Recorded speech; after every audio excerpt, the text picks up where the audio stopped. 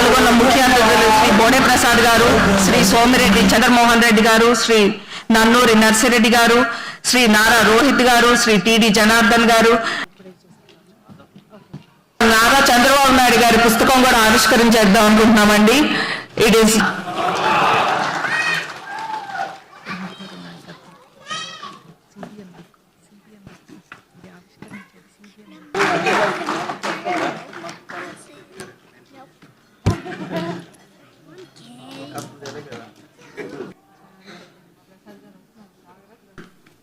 అందరికీ నమస్కారం.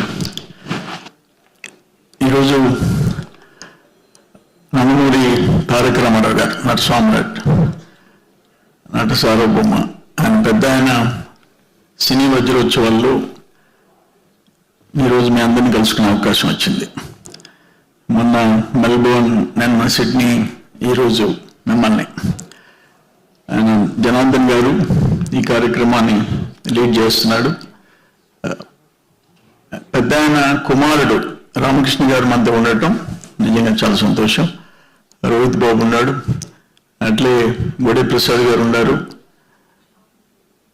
మీ అందరికీ హృదయపూర్వక నమస్కారాలు తెలియజేస్తున్నా. నర్సిరెడ్డి గారు ఉన్నారు.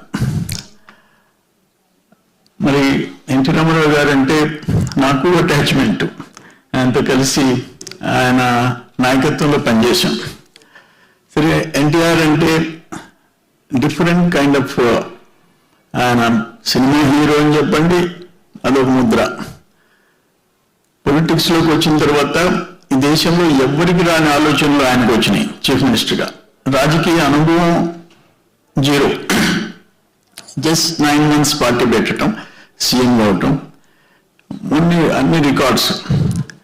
ఈరోజు రాముడన్నా, కృష్ణుడన్నా, అర్జునుడన్నా, ఏ రోల్ అయినా దేవుడు అంటే ఎన్టీ రామారావు గారు గుర్తుకొస్తారు. సీఎం అయిన తర్వాత కూడా జనం గుండెల్లో దేవుడైపోయినాడు.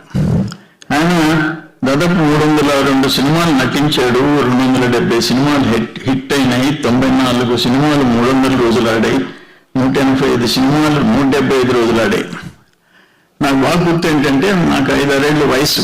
1962లో మన శ్రీనివాస్ మాల్లో మా కుటుంబం కట్టింది. దాని ఓపెనింగ్ రోజు మేము చిన్నపిల్లలందరం పోయినాం. వెంకటేశ్వర మహత్యం, ఎన్టీ రామారావు గారి సినిమా చూశాను. అది ఇప్పటికీ నాకు గుర్తుంది. సరే, నేను పార్టీలో 40 years ఉన్నాను. 85 కోఆపరేటివ్ బ్యాంక్ చైర్మన్, 91 జిల్లా అధ్యక్షుడు, 94 ఎమ్మెల్యే, మంత్రులు, 3 సార్లు మంత్రిగా పనిచేశాను. మళ్ళీ ఇప్పుడు ఎమ్మెల్యేగా ఉన్నాను. అంటే ఎన్టీ రామారావు గారి పుణ్యం. ఆయన కొత్త తరాన్ని పార్టీలో తెచ్చాడు.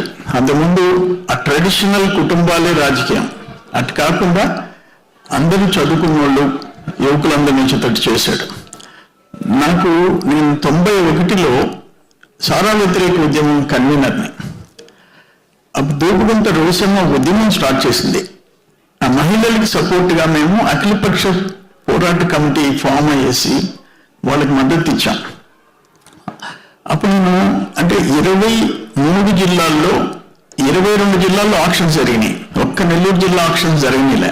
నేను అందరం సపోర్ట్గా నిలబడ్డాము. రాత్రి బౌళ్ళు అక్కడే ఉన్నాం. బొరుగులు, శనగలు తిని కూడా అర్ధరాత్రులు కాంట్రాక్టర్స్ వెళ్ళిపోయిన దాకా ఉన్నాం. ఒకరోజు నేను పెద్ద ఆయన్ని కలిశాను, ఎన్టీ రామారావు గారిని. కలిసి ఈ సారా వ్యతిరేక ఉద్యమం గురించి చెప్తే ఆయన ఇమ్మీడియట్గా ఎమోషనల్గా ఎస్ అన్నాడు. నెల్లూరు తీసుకుపోయి బిఆర్ కాలేజీలో బహిరంగ సభ పెట్టించాం. ఆ బహిరంగ సభలో పెద్ద ఆయన చెప్పాడు, నేను ముఖ్యమంత్రి అయినా అంటే సారా నిషేధం కోసం ఆయన తీసుకుపోతే, నేను సీఎం అయిన మొదటి రోజు సారా నిషేధిస్తా, మద్యపానం నిషేధిస్తానని చెప్పి మద్యపానం నిషేధించి పారేశాడు.